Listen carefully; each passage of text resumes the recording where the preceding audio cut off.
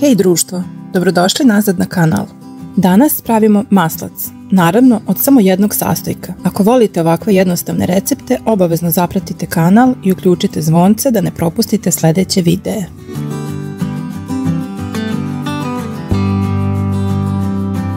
Za ovaj recept vam treba samo neutralna pavlaka sa više od 30% mlečne masti i mikser, ručni ili samostojeći. Sipam 1 litar hladne pavlake u posudu i počinjem da mutim. Prvo srednjom, pa zatim većom brzinom.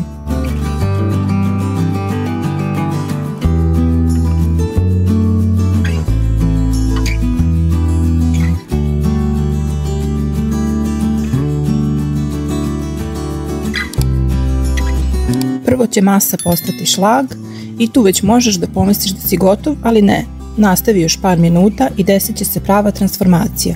Šlag će početi da se razdvaja na maslac i tečnost koja se zove mlaćenica. Povremeno skinem naslage sa ivica da se sve lepo umuti.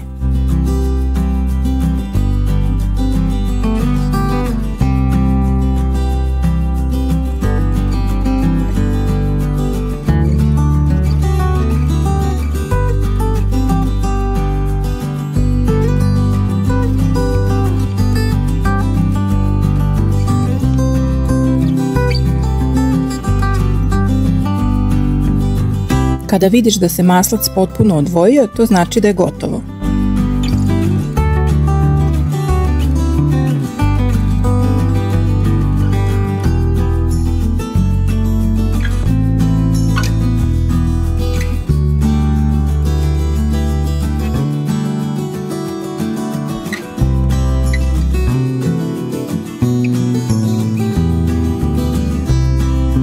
Sada ga samo pokupi pa isperi i mesi u hladnoj vodi. To radimo da uklonimo ostatke mlaćenice jer ako ostane unutra, maslac će se brže pokvariti.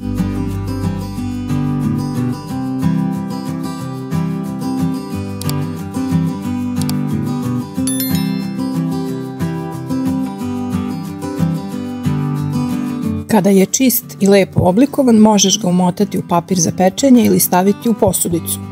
Čuvaj ga u frižideru do 7 dana.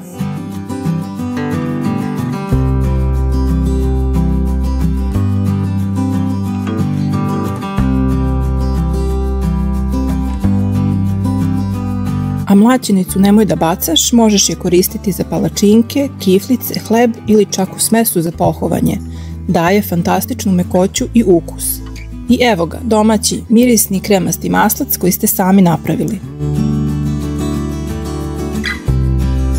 Ako vam se dopao ovaj video, ostavite mi like, zapratite kanal i napišite u komentarima da li ste ikada probali da napravite maslac kod kuće. Vidimo se uskoro u sljedećem receptu. Prijatno!